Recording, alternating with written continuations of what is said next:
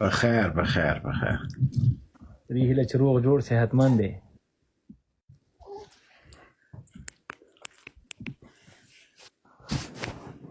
تر اوسه پورې ښه یاست صاحب؟ بس الله دې روغ رمټ لره، الله دې استشهادي حملو نه وساته. موږ درته دعا کوو چې خدای ناخواسته موږ نه ژوبل څوک دې ژوبل نه کړي. هغه ده پوښتنه د لایف موضوع دا دی مبین صاحب چې دا پرون ما هم په دې مورد باندې لایف کړی و چې اوس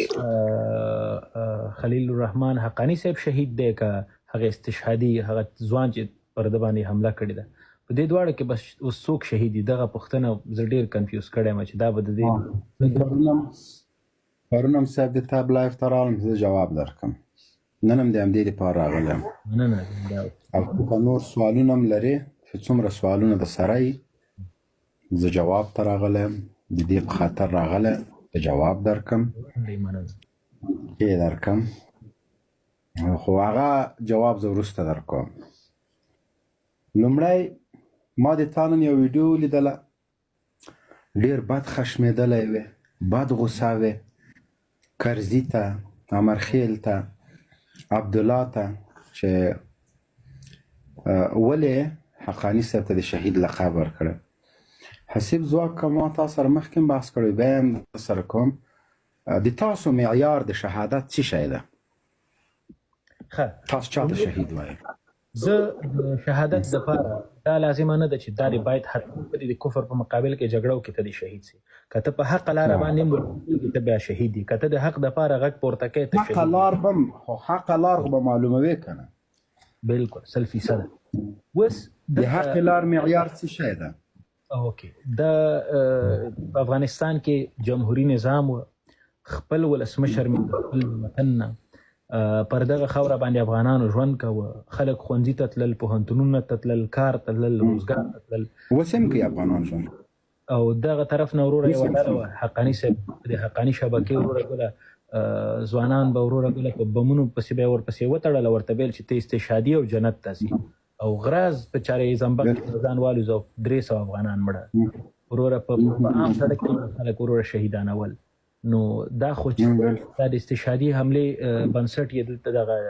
کیسه یې نه صاحب ته خو بحث نه تښته مه. معیار د حق لارې ما ته ووایه او معیار د شهادت ما ته ووایه. خو معیار خو همدا دی که نه؟ زه یو افغان یم، پر دغه وطن باندې ژوند کوم، په دغه خاوره کې زه ژوند کوم، او څوک که ما وژني وروره ګله هغه قاتل ده. حقاني شبکه ټوله د افغانستان قاتلین دي، دا څومره خلک یې چې وژلي. یعنې چې یو څوک افغانان وژني هغه قاتلان دي، او چې څوک شهیدانېږي بلکل افغانان افغانیت ته ژمني، غیرت ته ژمني، د افغانستان ارزښتونو ته ژمني. بلکل دغسې افغانان چې څوک هم وژني هغه په افغانستان کې یو یهودی اوس خو نسته. فرض مثال که په افغانستان کې یو یهودی ده، افغانیت هم مني، بیرغ هم مني، اساسي قانون هم مني، نظام هم مني، جمهوریت هم مني، دا په یو چاودنه کې وژل کېږي، دته ته څه شی وایي؟ دا ووژل شو. ولې شهید نه ورته وایي؟ نو خو مسلمان نه ده، د مسلمان په فلسفه کې د شهید نه حسیب صاحب د تا معیار افغانیت درې رنګه بیرغ د اسلام دی نه دی ویلي. نو موږ خو مسلمانان یو، ولې موږ دا ټول افغانان درته هندوان ښکاري؟ نه، تا معیار افغانیت بیرغ جمهوریت ښودلی، اسلام دې نه ده ښودلی، اسلام دې نه ده ښودلی. که د اسلام ښودلی وای بیا ما دا سوال نه درنه کوه. اوس ګورئ ولې هغه ته شهید دا خو دا درې واړه معیاره دې تا مني، ولې؟ خو د خبر اخلاق ګوره، ته زما لایف ته راځې، زه تا ته وایم السلام علیکم ورحمت الله وبرکاته. دلیل یې دا ده چې زه تا پېژنم، په پښتو ژبې خبرې کې، زما افغان یې، مسلمان یې، ضرورت نشته چې زه تا ته وایم مسلمان یې چې زه درته سلام واچوم. نن ما ته د ارګوبنګ سنګ په نوم باندې زمونږ او ستاسو یو افغان سنګ ته نن له هندوستان نه ما ته میسیجونه کړي په دغه موبایل کې، زه به تا ته ولیږم چې ما ته ویلي جنرال صاحب السلام علیکم ورحمت الله وبرکاته، الله دې عزتمن لره، الله دې عزتمن لره. او ما تا ته دوا لېږلې ورسه هغه دوکان نه درمسال کې څنګ کې دوکان ده، درمسال ته چې لاړې لمبارې راکړه هغه نه به ته دوا واخلې. ما ته هندوم سلام اچوي، زه یې ورته اچوم. نه ته خو حق نه لرې. خو که د د شهادت معیار تا د اسلام افغانیت اجازه نه، کړه اسلام که د ته غیر مسلمان باندې سلام اچي دا چا ویل چې ماته اسلام اجازه نه درا کړې د کار وکړه چې یو حقانی صاحب د شب مدرسې نه ته نه نه نه نه نه نه نه نه ودرېږه لږ صبر چا ویلې چې ماته اسلام اجازه نه درا کړې چې زه په چا سلام اچوم یې درته وایم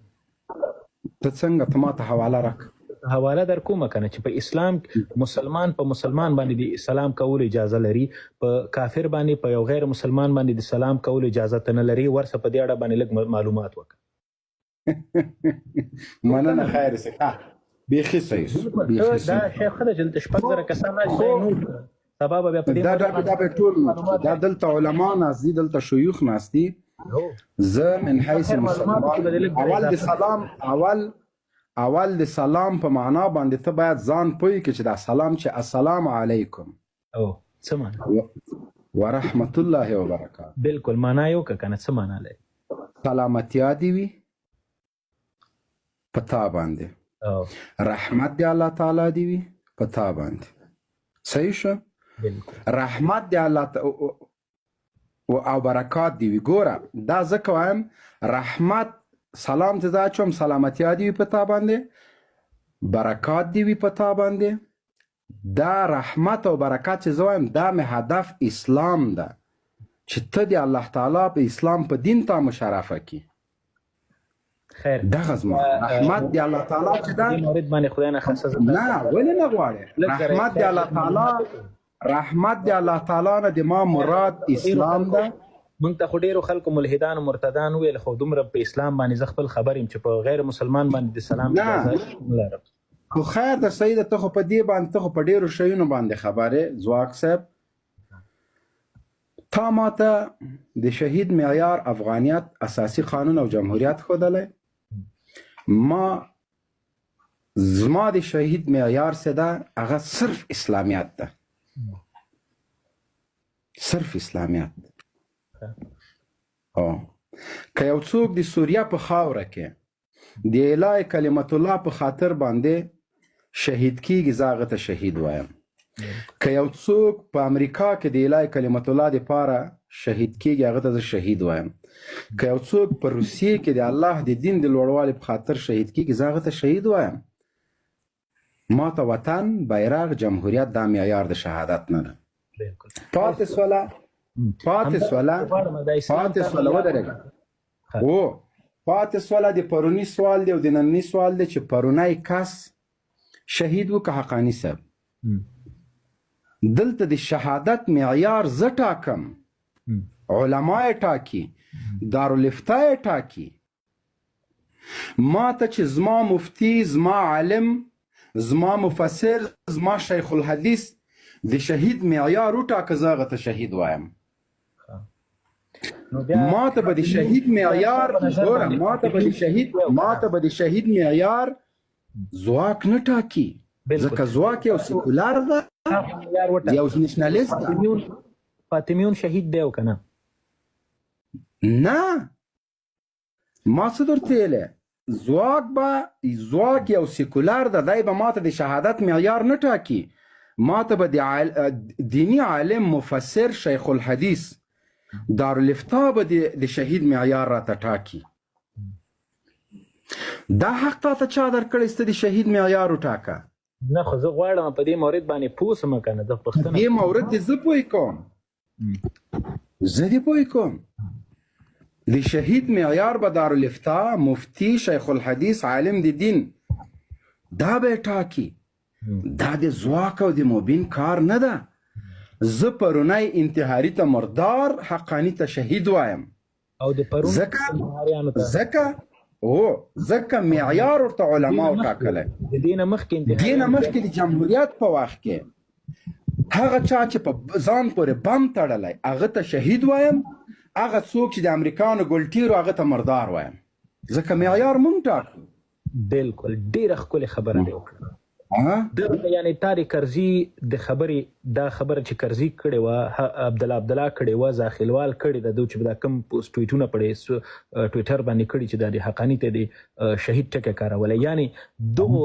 14 کاله یا 20 کاله په دغه جمهوریت کې چې دوی دندې کولې همدغه ولسمشر کرزی او نور درته ښیم یعنی دا ټول د امریکا ټټوان و که دغه کرزی او 2 ورونه ووژل سو دا هم ټټوان ول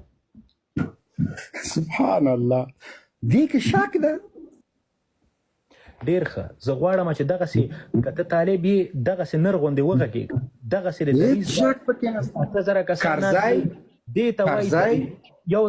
ودرېږه کرزی خبره دې وکړه کرزی غني ټټوان ول عبدالله دا د طالب دا د امریکانو مزدوران ول دا دریځ او د نورو دریځ تاسو وګورئ چې 20 کاله د افغانستان بچیان پر دې طالبان ووژل او نن د همدغو قاتلانو ته دوی د شهید ټکی کاروي خپل ورونه لا ننم که د غني واکمني وای نه عبدالله نه کرزي نه احمد نه محمود د جمهوریت یو هم ولاکه ورته شهید ویلی وای یو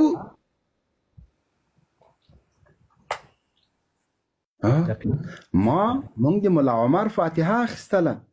په کابل کې مو د شهید منصور صاحب فاتحه اخیستله په کابل کې نه په یو لرې پراته سیمه کې د فاتحې خلک په زندان کې په د آخري نه هغه کې 15,000 لیست کې راووتل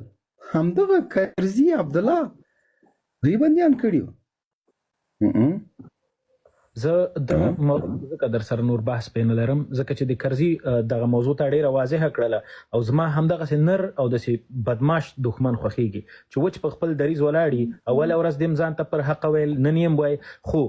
دا منافقان دا دلالان دا سیاسي دلالان باید دا ولس وپېژني نن زه دلته د یو طالب سره بحث کې ناست یم ځواک صاحب ما په هغه وخت کې ځکه د ما مشران داسې دلالي نه ده کړې چې لکه عبدالله د امریکا دایرې مو په سر ګرځېدلې په والله که په خپل کور کې اوسېدلی سوم ما د جمهوریت په وخت کې د ما خبره دا خلک اوري ما د لوګر په مرکز کې په $1,80,000 خپل کور د دې په خاطر خرڅه کړی چې نور مې تمه ختلې وه په 2010 کال کې ما ویلې چې زه په دې کور کې ژوند نشم کولی ولې چې حتما به زه بې عزته کېږم په ما به چاپه راځي زه به وژل کېږم ما خپل کور خرڅ کړی اوس هم چې زه په هغه لار تېرېږم زه خپل کور ته نسم کتلی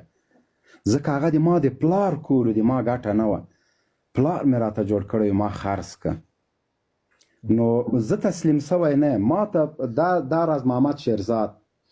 دا شاهد ده چې ما ته $1,000,000 امرالله صالح افر کړی او د میاشتې $10,000 تنخواه چې راسه مال زه ضمیر نه خرڅوم زه ایمان نه خرڅوم زه نه یم راغلی زه اوس هم همدغه وایم زه د امارت په ټولو مشکلاتو باندې سترګې نسم پټولی او په کامیابیو هم سترګې نسم پټولی دا کوم حالت چې اوس روان ده دا ځورونکی ده دا دردونکی